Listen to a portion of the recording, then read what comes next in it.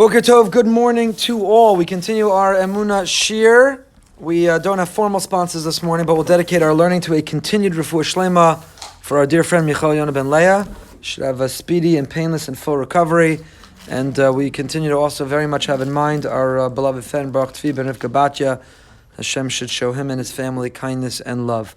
We are in Be'emunah Suyechia, the Sefer of Rav Wolbe, about how our life can be informed and inspired, how we're only truly living if we're living with Emunah, if we're living a self-centered, egocentric life, if we're living a life in which we've edged God out, our ego is inflated, then we're not alive, we're dead even while we're alive. We're dead even while we're alive. Be'emunah Suyechia, how do we find life, meaning, purpose? How do we find resiliency, endurance? How do we find the will to go on in life? It's be'emunah suyechia. It's by embracing a life of faith, a life of courage, a life of trust, a life of emunah. So we're going to go right into the text because we usually don't, and then we only end up reading one line each week. So we'll start with the text and see where we go. We're on page Ayin Aleph on the bottom. This is Vad Yud, and the title of the piece that we are in the middle of is called Dvekas V'Simcha B'Shleimas HaEmunah. Attaching ourselves to God and therefore finding joy when one is living a whole sense of emunah. Right? Till now we've been talking about the measure, the metric one can use to determine how our emunah is our anger. If we're quick to anger, if we lose our cool, if we get bent out of shape, if we become exacerbated, frustrated when things don't go our way, then we think that we're in control and it's all about us. And if we find the capacity for patience and for flexibility and for forbearance and for every other word that starts with an F, then it means that our emunah is fantastic because we realize we're not in charge, we're not in control. Kadosh Baruch Hu, the Ribono Shalom, runs the world. Life does not always go so smoothly. Life is not always so pleasant and pleasurable. Life is not always so comfortable. At times we endure, we live in life moments where God is hidden. We don't understand where He is, why things are happening the way they are. People suffer, struggle. They go through hard times, loss, pain. And it feels in those moments that Hashem is hidden. It feels in those moments that Hashem is invisible. Where is He? In those moments, it shouldn't be a conflict with emunah. Those moments shouldn't challenge our emunah. It's the opposite. We need the emunah. We need to lean on it for support. We need it to uplift us. We need it to inspire us. We need it to know and believe that there will be a brighter day, that we will turn the corner, to know that there is a tomorrow, to know that whatever happens is not random, is not chance, but whatever happened is for a reason. Zohaisa dargaso shel Moshe Rabbeinu, she'alav ne'emar b'chol beisi ne'emanhu. The pasuk we're going to read shortly in Bamidbar says, the greatest praise of Moshe is, his name, his title, his appellation is, B'chol Beisi, in all my home, Ne'emanhu. This is the source of what do we wish for a couple when they get married? They should build a bayis Ne'eman. What does that mean? Our hope, our dream, our aspiration for them is that they build a bayis Ne'eman. What does it mean to wish for a couple that they build a bayis Ne'eman? Moshe is described, B'chol Beisi. In all of my people, in all of my home, in all of my nation, in all of my world, says Hashem, Moshe is Ne'eman. What does the word Ne'eman mean? It's a great bakery. What else is Ne'eman?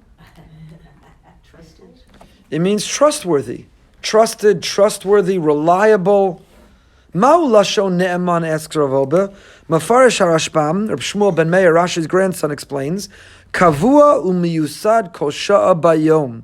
He is established, he is reliable, he is a foundation all hours of the day. He's not fickle. He's not someone who is going to, who's not reliable. It's not somebody who's going to change or not be there when you need him. He's not somebody who it's a fad and it's going to wear off. It's not somebody who is going to fade, but rather kavua, established, consistent, umiyusad. Ukamo, the pasuk says in Yeshayahu, uskativ yased b'makom ne'eman, to put a peg in a place that is trustworthy. What does that mean? Yased, a peg, hatakua b'makom chazak, eino mimaher lipol. If you hammer in a nail, and you hammer it in, a strong nail, and it's firmly planted or rooted, it's hammered in firmly, it's going to be able, you can hang something very heavy from it.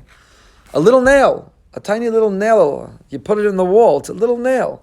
It always, we don't hang things that often. When we do, it always amazes me.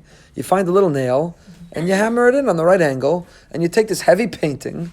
I tell you, I don't go in the kitchen that often, but every time I do, I'm amazed that kitchen cabinets don't fall down. If you've seen the way my wife packs platters in a kitchen cabinet, it's mamash a nes nigla. It's a revealed miracle that kitchen cabinets do not come crashing down.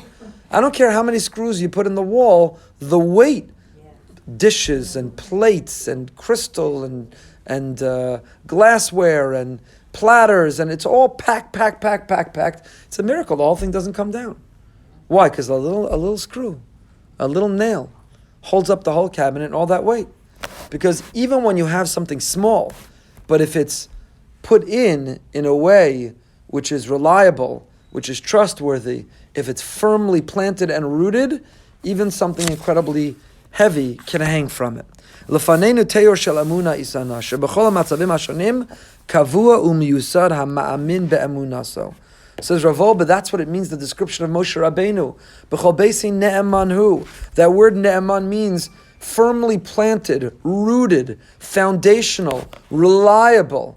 Not something which is flimsy or flexible, not something which is a fad or will fade away, but something which is reliable. Moshe's faith was unwavering. Moshe Rabbeinu is bechol beisi ne'emanhu.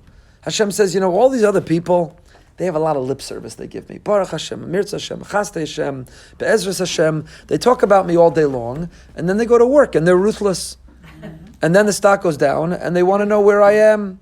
Then they encounter a little hardship, a little trouble, a big trouble, and they totally bail on me. Kodesh Baruch Hu says the rest of the world, they say one thing with their lips and they do another thing in their action. But b'chol beisi, but in all of my entire world, Moshe Rabbeinu, he's ne'emanhu. He's reliable. He is always there. His trust, his faith in me, his willingness to stick with me, dveikos, devek. He sticks with me. He knows I have his back no matter what's going on. B'chol beisi, of all of my world, ne'emanu, he is the most reliable. And he is the model, the archetype for us. Ba'achas hahizdamnuyos she'hamashgiach zatzal haya b'varsha. One of the times the mashgiach, when Rav Ober refers to the mashgiach, he's talking about Rav Yerucham. One of the times that Rav Yerucham was in Warsaw, nafla alta b'chol ha'ir. There was a terrible darkness that descended on the entire city of Warsaw. V'haya alav laredes arba komos b'cheder madregos chashoch lechalutin. And he had to go down 4 flights of stairs in the pitch black. It was utterly and entirely dark. Ma'asa, what did he do? Hechzik b'ma'akav v'yarad. He held on to the railing and he walked down. בציור זה השתמש כעבור זמן למחיש את כוח האמונה ואמר שבמשך החיים נמצאים לפעמים במצבים חשוכים וחייבים לתפוס במכה האמונה ולהמשיך ללכת. So after that experience, Rav Yerucham came back and he told the yeshiva boys, he said, emunah is like a railing. See, when the light's on in the hallway, when the light's on in the staircase, you could run up the stairs and you can fly down the stairs and the railing's there, but you don't need to rely on it, you don't really need to hold on to it. If you're young and you're spry and the staircase is well lit, you could run up and skip up the steps, and you can run and skip down the steps, and you're good to go. But in life, sometimes there's a blackout. And sometimes you find yourself in a staircase and it's pitch black. And you can't see anything, and you wonder, where is Hashem? Where's the meaning and the purpose and the order? Where are the reasons? Why is this happening? And in those moments, you are vulnerable to fall down the stairs. It's pitch black, and if you try to move, you feel paralyzed, you feel debilitated. You're experiencing such pain, such loss, such hardship, such anger, such resentment, so many questions, such doubt, such uncertainty, that if you move, you're going to fall down the stairs. A big part of my job in my life, and it's a privilege, it's not a pain, it's a privilege, is to help people going through hard times. And one of the biggest pieces of advice that I learned early on and that I try to give often is to people who are in an acute, painful situation, could be it health, marriage, finances, fertility, any area of life, get to the end of today. So often a person is projecting out. What will be next week and next month and next year? What will be next decade? What will be when I grow old? What will be? How will it be? What will it look like? Why will it be? And you know what? You can't. You'll get frozen, debilitated. You'll collapse. You'll panic. So the whole goal, the whole mission, just get to the end of today. Where do I have to go? What phone calls do I have to make? Who do I have to see? What do I have to get done by the end of today? That's my whole job. And when your brain starts taking you to tomorrow, shut it down. Don't let it, because nothing good can come of it. Just get to the end of today. Because the person in that acute situation says, if I try to take one step, I'm going to fall down the stairs. My world is pitch black right now. I'm in a dark out. I'm in a blackout. And if I try to move, I will fall down the stairs and I will break my neck emotionally. So said Rav Yerucham, you know what you have to do in those moments? That's why there's a railing. So if you spend your time installing a railing in life, then when you're in a blackout in a staircase, you'll have a railing to hold on to make your way down. But if you never put in a railing, because you figured the hallway is always going to be lit, and life's always going to be bright, and the sun's always going to shine, and I'm always going to be young and youthful and spry and be able to jump up the stairs and down the stairs and skip the stairs and hop the stairs, and then, God forbid, you get a little older, God forbid, there's a blackout, and there's no railing to hold on to. And so one has to work hard in the good moments and the good times to increase emunah and to flex the emunah muscle and to work that emunah muscle so the railing is there to hold on to, God forbid, if or when the blackout comes. And the blackout comes for everyone, because I have a newsflash for you. We've not yet figured out a way to not die. And that means that every one of us is dying. We're dying from the moment we're born. We're dying. Different people at different rates. God forbid, some more accelerated, some more young than others, but we're all dying. And when a person lives till their 90s and they pass away, it's terribly sad for those who are left behind, but it's not tragic. I sometimes look with wonder at those who react as if it was a tragic infant death. Someone's in their 90s, did we think they'd live forever? It's sad, we should cry, we should mourn, we should grieve, but it's not tragic. We're all going to die. So we're all going to encounter, we have not yet healed all sickness, we've not removed it from the umacha dima me'alka. It's one of our hopes and our prayers, it's a prophecy that will merit to live till a time where we can wipe away all tears and erase all illness and disease and achieve an immortality. And Mirz Hashem, we should be zocha to live to such a thing. But until then, there is sickness and there will be death. So we will all confront blackouts in the staircase. We will. It's going to happen. If we don't believe it will, now to certain degrees and at different times, I'm not equating all the blackouts. Sometimes the lights dim, sometimes they go out entirely, sometimes there's a secondary light from the next room, sometimes they're not all the same, but we will experience it. And if we don't work hard to install a railing, we'll find ourselves stuck in the middle of the staircase in the pitch black, fearful we're going to fall and break our neck. But if we spend our life and our time putting in a railing, we know we can grab onto it. And we can hold on to it for dear life. And it will guide us down the stairs safely. כשנמצאים בהארץ פנים חשים את האמונה והשגחת השם באופן מיוחד, המטרה היא לשאוב מזמני הארץ פנים את אור האמונה שהאירה לנו ולהתחזק אף בתקופה של הסתר פנים.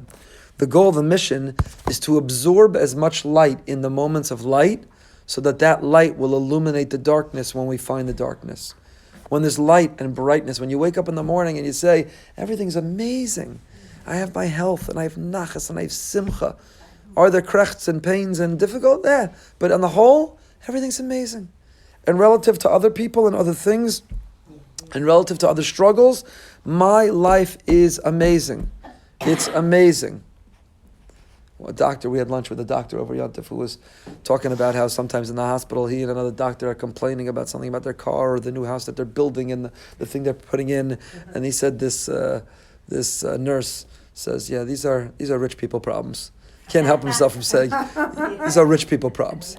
And he has enough self-awareness to admit, to say, yeah, I guess they're rich people problems. There are rich people problems.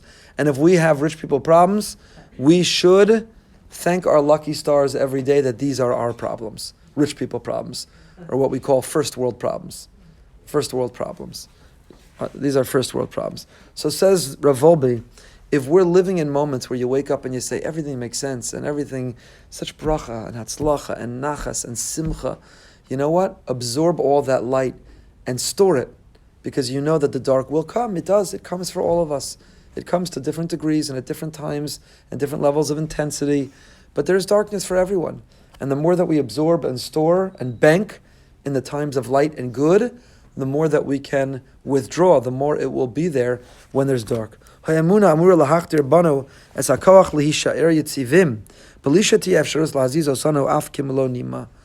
Emunah enables us to stand upright. We hold on to that railing for dear life, and it enables us, it gives us a stability. It gives us the ability to be upright. You see,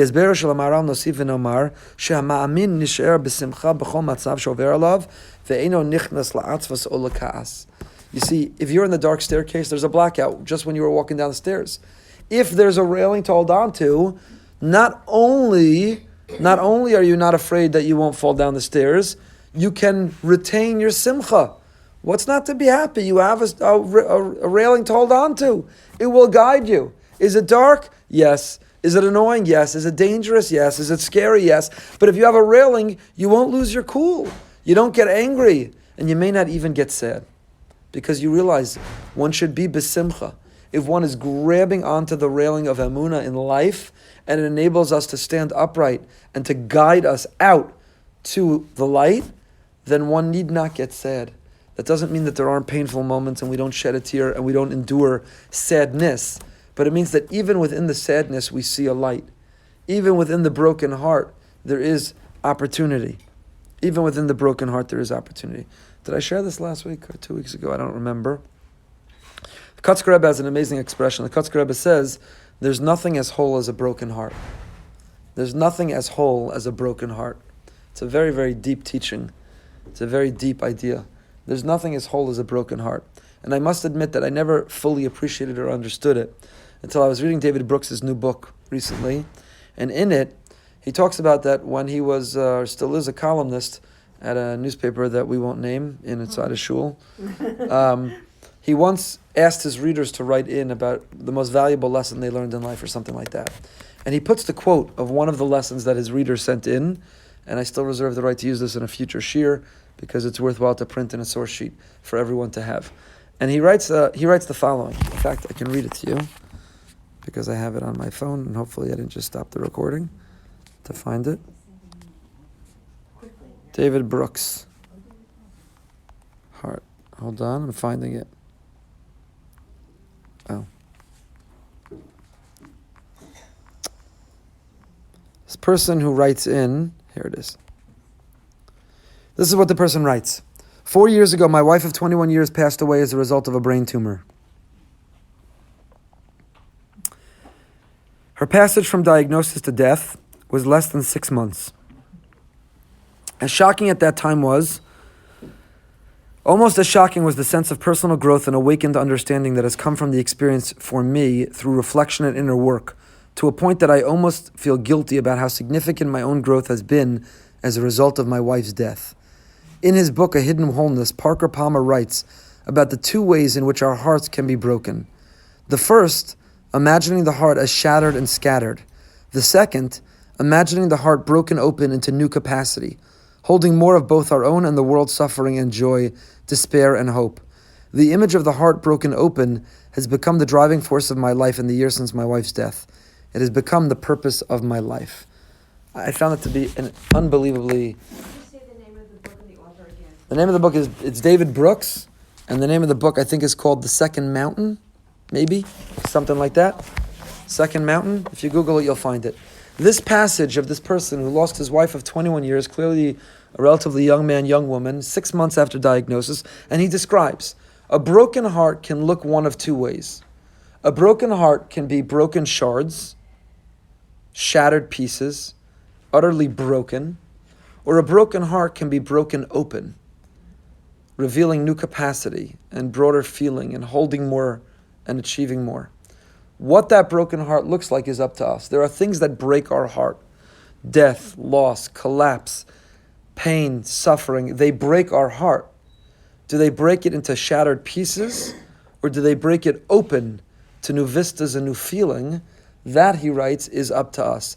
I think that's what the Kotzker Rebbe means, that there's nothing as whole as a broken heart.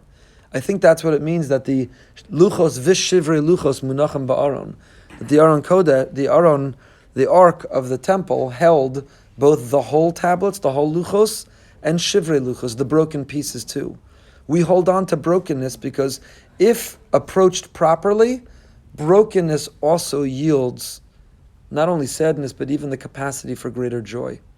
It's to me a very, very powerful image, and that's what Rav Wolbe is saying, is that a person who lives with emunah, a person who flexes that emunah muscle, a person who's installed the railing in their life, in that blackout, in that darkness, in the moment of a broken heart, it can be not shattered into pieces. It can be broken open to new feelings. I think also, it could also mean, on a practical level, that when you go through something, after you heal, and you go through that healing process, you then are also open to helping people who are going through a difficult time, meaning you have more heart to be able to open yourself up to people to help them through because of what you went through. Beautiful. So that also- Beautiful. So the Rebbetzin suggests that what it means to have a broken heart in a way that your heart has become open is that you take your pain to help other people.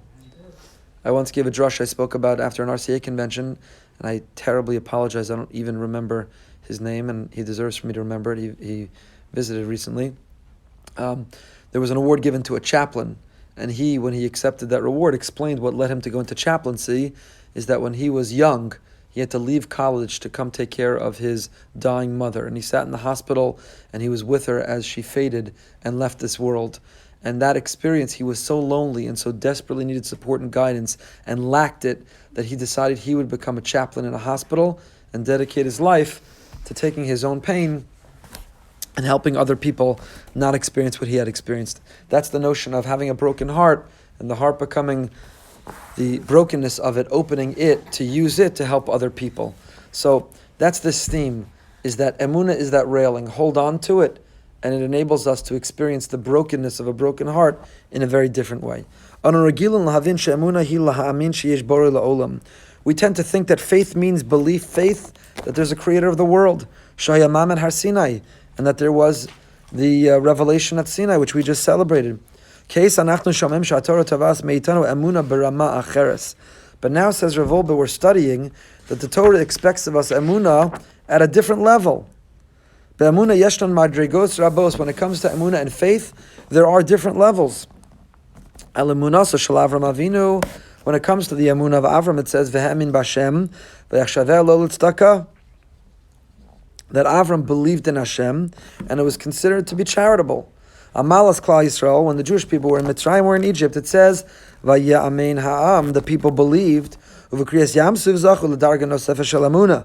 When it came to the splitting of the sea, we achieved an even yet higher level, as it says V'yaminu b'Hashem u'v'Moshe avdo.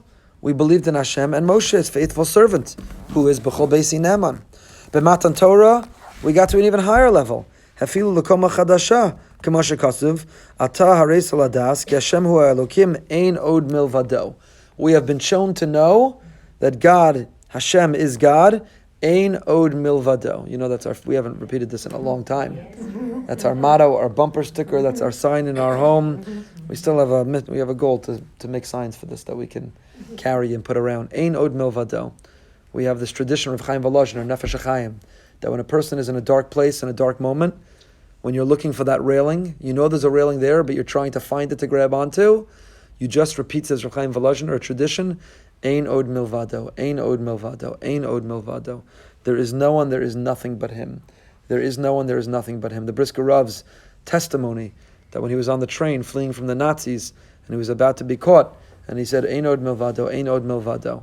I'm sure there were righteous Jews who said Ein od milvado, who did go to their death. I'm not suggesting that they didn't, or that it's as simple as saying Od milvado, but he talked about his own experience of saying Ein od milvado. So this is Atares Ladas, this is the level of Matan Torah, the greatest revelation, the moment, unprecedented, a paralleled revelation at Har Sinai. Atahareso, we were shown to know. Now I'll just digress for one moment. It's fascinating that the pasuk doesn't say Ataharesa, you were shown to believe. It doesn't show you were shown to believe. The Torah asserts that we can have knowledge of God's existence. Not belief, not faith. The Torah asserts that we can have knowledge. If we simply examine the evidence, we have enough information, compelling, persuasive evidence, to have knowledge of God's existence. What is the definition of knowledge? If you look in the dictionary, you'll see that knowledge is an abundance of evidence supporting a thesis. There's no such thing as absolute knowledge. of anything. How much scientific knowledge ends up getting reversed, debunked, challenged? We take a thesis, we test it, we have a hypothesis, we accumulate as much knowledge, as much evidence as possible, and when we have an abundance of evidence, when the evidence is overwhelming, we call that knowledge. And however much knowledge there is that gives us the confidence to drink this coffee and not be concerned it's tainted with poison, however much knowledge we have to cross the street and not fear that we are missing a blind spot of a car coming, however much knowledge we have to be willing to take a medicine that we pick up at the pharmacy and not believe that it's going to kill us, is the amount the exact same, if not more knowledge, evidence to know that there's a God. That there's a God. We've given talks in the past where we examine some of that evidence. The Torah does not expect you to take a leap of faith. The Torah certainly does not expect you to have blind faith. The Torah says examine the evidence and ata haresa lada'as. If you examine the evidence, now here's the key. You have to examine the evidence objectively. If you examine the evidence with a bias, if you examine the evidence with a predisposition, if you think that if I conclude that there's a God, that's not really compatible with the life I want to live, so I come into the examining of the evidence, I've already reached my conclusion even before I examine the evidence. You have to be objective and be a blank slate, tabula rasa, when you examine the evidence, and there is enough evidence not to believe, not to take a leap of faith, but ataharesa lada'as, to know ki Hashem hu Elokim, that Hashem is our God, ein od milvado. Bi'ara harishonim, she riya zu haisa b'madregas nevuah. When we stood at Har Sinai with the greatest revelation, and we knew with certainty, without a doubt, that there was a God, it was the level of prophecy. Hashem pasach hashivas harakiyim. God opened the seven heavens, v'ra'u kulam b'riya nevuas, she'ein od milvado. And we saw, palpably, we saw, we felt, we knew, we heard, we experienced, undeniably, with no doubt, that ein od milvado. B'mamad Har Sinai zacha klal Yisrael she'emuna basasis, habesisis hazos tia bevadaos muchlates. At Har Sinai, Klal Yisrael knew with faith, with a basis, that there was an undeniable, absolute, certain God. If someone would tell me right now that you're not sitting in front of me, I would say, you're insane, you're crazy. You cannot convince me. You could spend all the time in the world, use all the arguments in the world. There is nothing you can say to convince me that you're not sitting in front of me right now. Nothing. And that's what we felt at Har Sinai. There was such certainty and absolute knowledge that Hashem was there. There was nothing anyone could say or do, no argument they could make, which would make Klal Yisrael entertain for a moment that there wasn't a God. So emunah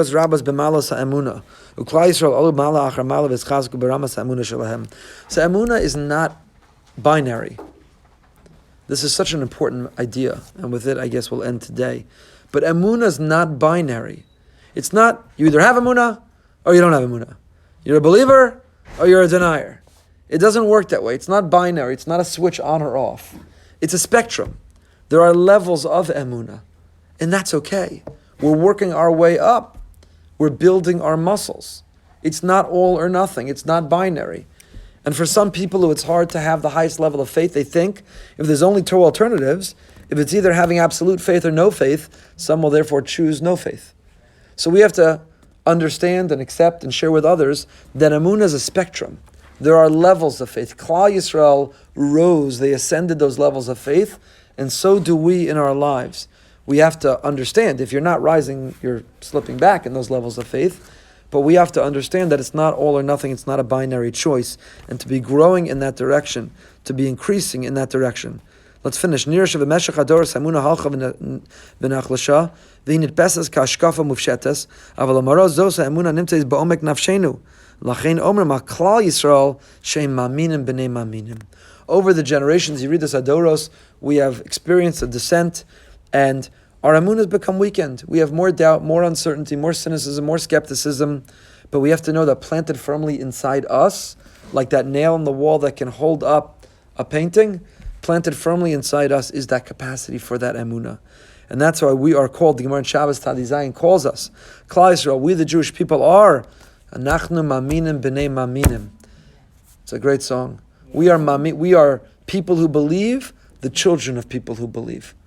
And even in that, from where do we derive our belief? Because we are ma'aminim b'nei ma'aminim. Look at a Holocaust survivor who still believes. Look at our parents and grandparents. Look at others going through hardship and suffering. And if they believe, from where do we draw our emunah? Why are we ma'aminim? How are we ma'aminim? Because we are b'nei ma'aminim. Because when we look at others and we know that in our DNA is not only irritable bowel syndrome, in our DNA are not only the classic, at least Ashkenazi genetic diseases, but however much we believe that those genetic diseases are passed down to us in our DNA, also passed down to us in our DNA is our capacity for emunah, is the strength to have that faith. We have a railing. Our ancestors have bequeathed to us strong railings to hold on to and to guide us down during those dark times. Have a great day.